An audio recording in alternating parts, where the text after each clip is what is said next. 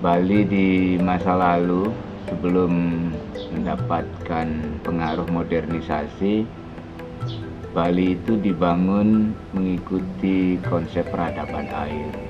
Dalam peradaban air itu yang menjadi hulu itu adalah gunung, danau.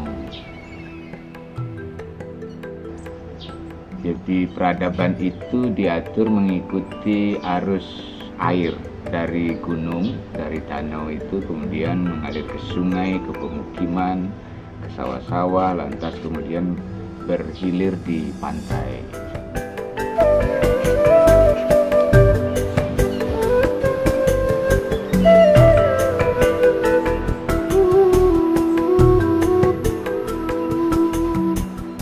Tapi kemudian seabad belakangan ini dengan masuknya modernisasi, Bali mengalami perubahan yang sangat mendasar, di mana kemudian yang menjadi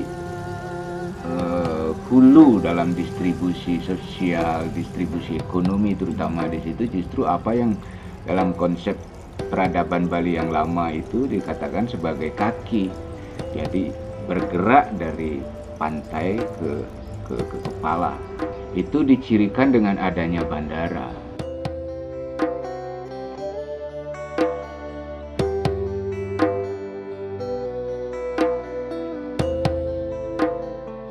Perubahan mendasar itu mengakibatkan segala sesuatunya menjadi terbalik, serba terbalik. Istilah Balinya itu serba nungkalik gitu.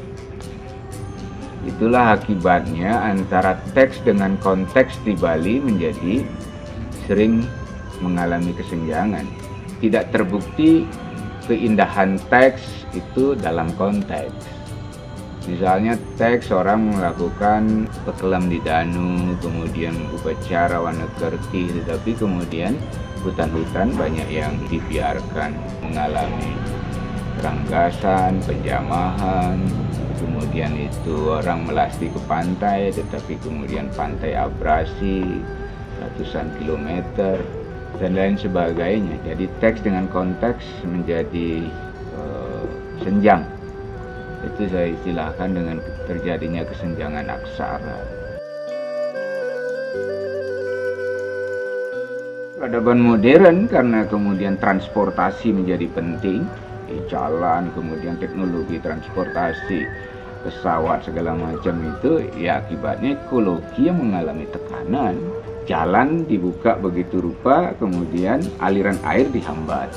Sehingga di mana sekarang ada jalan baru masuk, sawah di situ yang mengikuti aliran peradaban air itu kemudian menjadi terbengkalai, NGOP-nya naik, kan? Kemudian harga pajak naik, petani yang pemilik sawah sudah tidak bisa bayar pajak, akhirnya dijual. Peradaban modern yang berpusat pada jalan, lewat bandara, kemudian distribusi jalannya, itu jelas sekali sampai sekarang masih dihidupi dan sangat tergantung pada kearifan peradaban air.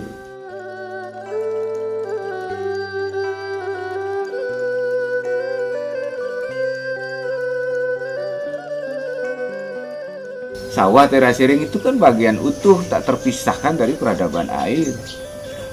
Tetapi gimana kemudian ini? Orang tidak berpikir untuk keberlangsungan, keberlanjutan sembulan mata air. Orang berpikir bagaimana mereguk air. Sehingga saya suka mengistilahkan dulu itu, tradisinya itu ada tradisi magpag toyo yang mendak tirta segala macam di situ. Magpag itu artinya menyambut, untuk memuliakan air. Tapi peradaban modernnya di situ bukan magpag tapi magpak toyo gitu. Dia menghisap betul, mengeksploitasi. Orang lupa bagaimana kalau mata airnya jadi kering.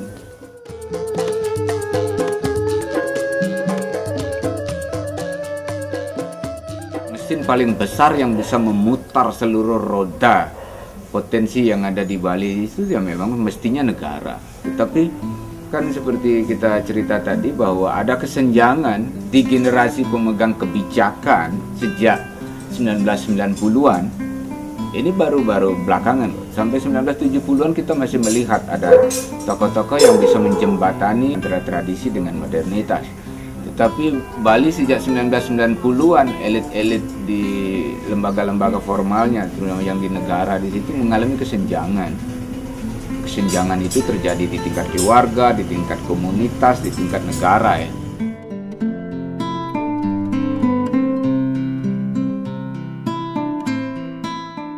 Tidak cukup Bali itu hanya memiliki desa Mawacari. Keunikan tradisi setempat, keunikan itu, kekasan potensi lokal, ya dibiarkan hidup. Tetapi ada hal-hal yang harus disikapi bersama, diatur bersama di level Bali, di skala Bali. Gitu. Misalnya soal penduduk, sudah saatnya memang harus diatur di tingkat Bali. Persoalan kemudian bagaimana investasi masuk ke komunitas adat, ke wilayah adat. Ada pendirian tower di satu wilayah, seperti apa akan diatur. Itu investasi di wewengkon desa Pekraman mesti disepakati di level Bali. Tidak cukup desa per desa. Itu. Nah, itu pentingnya kemudian ada kesepakatan lagi yang harus diatur, bagaimana relasi antara komunitas adat, kesatuan masyarakat hukum adat yang bernama Desa Pekraman di Bali ini dengan negara, dengan investor. So kalau tidak begitu nanti keluarnya aneh-aneh.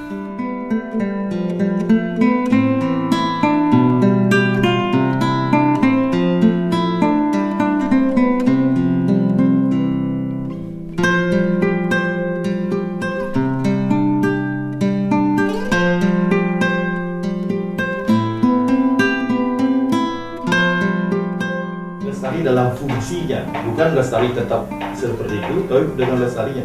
Jadi fungsi alam itu kan memberikan kontribusi, ya, saling menjaga kan. Dalam karena kan bagaimana manusia, alam dan lingkungannya, ya, itu bergerak dari suatu keseimbangan ke keseimbangan baru yang lebih baik. Ya, jadi bukan membuat sesuatu secara barat, enggak. Ya, jadi interaksi relasi manusia alam, ya, dengan Tuhannya, dia bergerak dari suatu keseimbangan menuju keseimbangan baru yang lebih baik. Jadi ekosistem itu harus tetap terjaga. Kita menumbuhkan kesadaran masyarakat, ya, untuk tidak menjadi seorang customer, ya, tetapi menjadi masyarakat pembelajar. Ya. Jadi dia tidak hanya mau, jadi hanya membeli sesuatu, ya, dia harus tahu apa yang harus dibeli, ya, apa yang memang betul-betul dibutuhkan untuk dibeli. Jangan semua barang karena reklame, karena ini dia harus beli semua. Nah, sekarang dalam pendekatan ini ada 3 hal yang harus kita perhatikan. Kalau kita mau mengembangkan, ya, pembentukan kebiasaan atau ada kebiasaan yang dalam masyarakat, di kebiasaan. Nah, kemudian untuk mengendalikan kebiasaan, pemerintah hanya boleh membuat aturan desentralisasi dari peraturan itu, ya, membuat aturan-aturan yang cocok untuk lingkungan kecil itu. Ya, misalnya di desa itu kan ada awet dan ini yang paling bisa menjangkau. Nah, sesudah ketika adat istiadat dan aturan tidak bisa juga mengikat masyarakat seperti kondisi sekarang ini karena global, ya, maka kita harus menumbuhkan kepercayaan, trust, ya, orang terus percaya pada pemerintah, dan juga bisa juga kepercayaan terhadap hal-hal yang lain kan. Dia percaya pada pertumbuhan misalnya begitu. Tetapi kalau kita percaya pada pertumbuhan, ya, maka ini harus didasarkan pada keyakinan, ya, yakin bahwa itu memang benar. Dan yang kedua harus berdasarkan moral.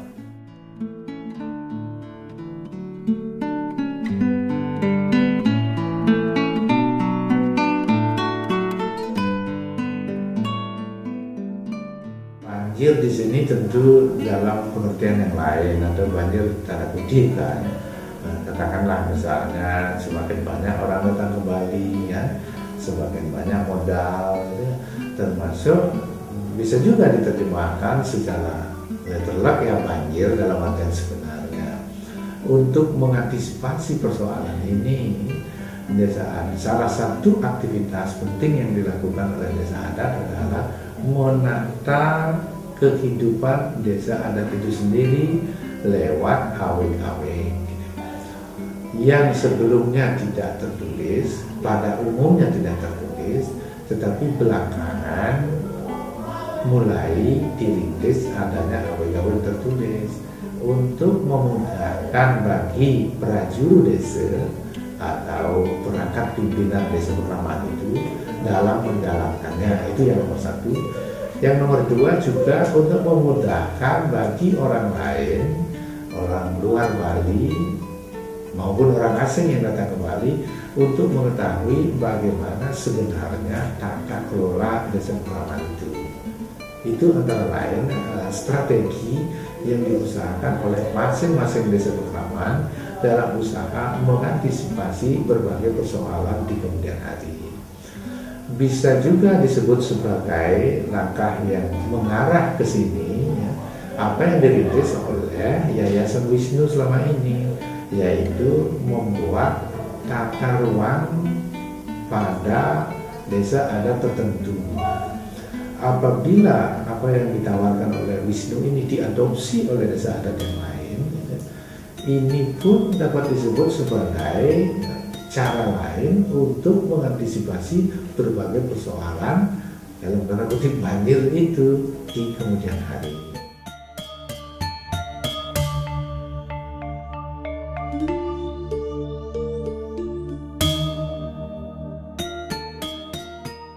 Legal drafting pada dasarnya mengenai penyusunan kebutuhan masyarakat yang kemudian dituangkan dalam satu bentuk rancangan peraturan perundang-undangan yang menurut kewenangannya memang diperbolehkan, menurut substansinya diperbolehkan juga.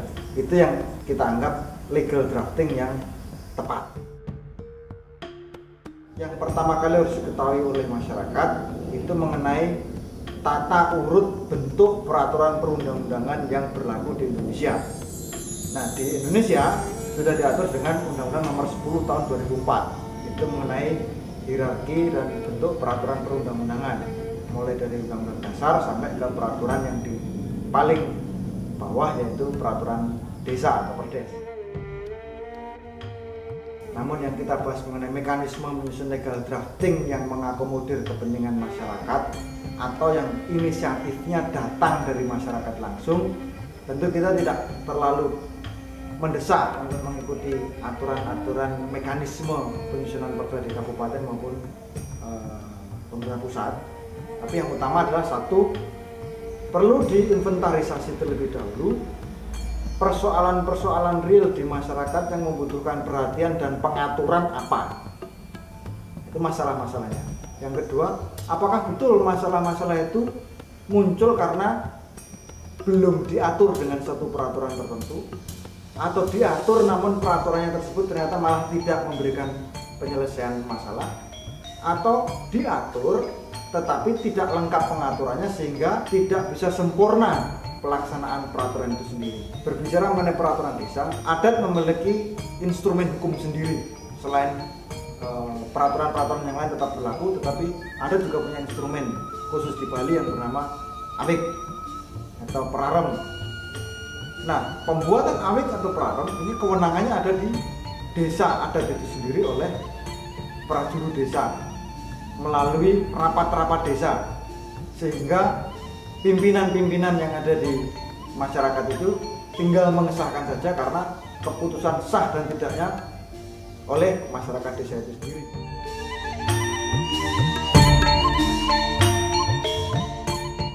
Tetapi bagaimana jika isinya ini bertentangan dengan peraturan yang lebih tinggi atau peraturan lain yang bersifat diterbitkan oleh desa dinas? Nah, untuk menghindari itu maka perlu jaminan bahwa sejak awal ketika menyusun draft, ini bukan pekerjaan di atas meja menyusun sendiri, bukan. Harus dikomunikasikan, harus dimusyawarahkan dengan berbagai pihak yang terkait. Dengan begitu tidak ada tumpang tindih, karena sejak awal sudah dibicarakan ini wilayah Anda, tapi kemudian diatur juga oleh kewenangan kami, maka mari berbagi mana yang harus diatur oleh awik, mana yang diatur oleh peraturan desa, mana yang diatur oleh perda, mana yang diatur oleh undang-undang yang lebih tinggi. Ya, itu esensinya. Jadi legal drafting bukan hanya pekerjaan nyusun saja, tapi juga pekerjaan mengkomunikasikan, mengorganisir, mendialogkan antar konstituen dan pemangku kepentingan. Tapi jangan lupa yang pertama adalah konstituen, baru kemudian kepada pemangku kepentingan.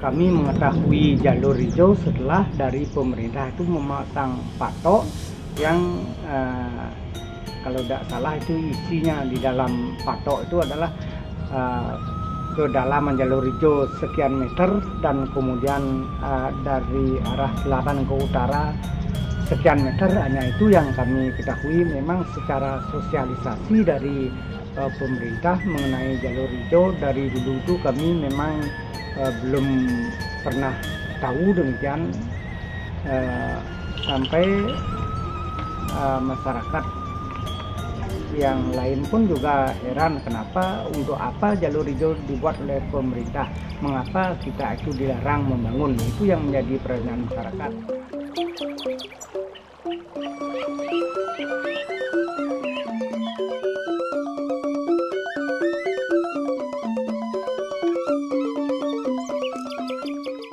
Inilah kami sebagai generasi di bawahnya ingin melestarikan apa yang sudah kami wariskan dari leluhur dulu itu, bukan hanya sebatas diketahui oleh masyarakat kami khusus di Banjar Kiadan saja, namun pemerintah pun kami harapkan nantinya bisa juga memberikan respon dan memberikan kekuatan hukum terhadap apa yang sudah menjadi kesepakatan dari kami Banjar Kiadan. Yang paling penting di sini adalah bagaimana masyarakat itu mentaati apa yang sudah menjadi kesepakatan kami bersama masyarakat tentang tata ruang yang sudah kami atur. Dari hasil pemetaan kami ada beberapa mata air yang kami temukan di wilayah kami.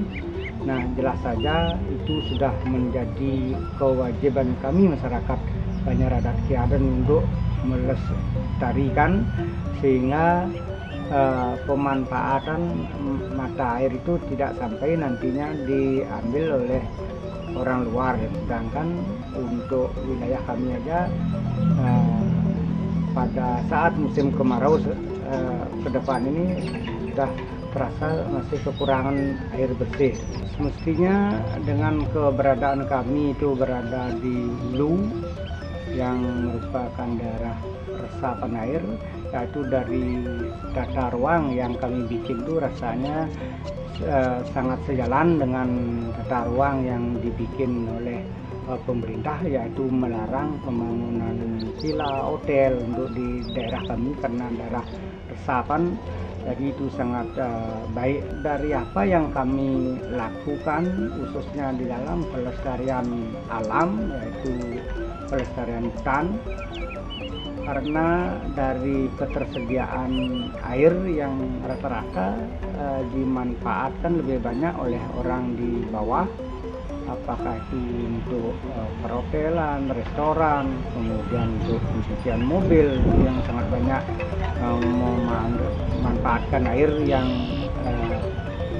datangnya dari kami itu. Mestinya ada timbal balik dari apa yang sudah kami lakukan. Seharusnya sudah sedikit diberikan imbalan demikian, sehingga pembangunan pelestarian kehutanan yang ada di wilayah kami itu ke depan supaya semakin baik dan lestari.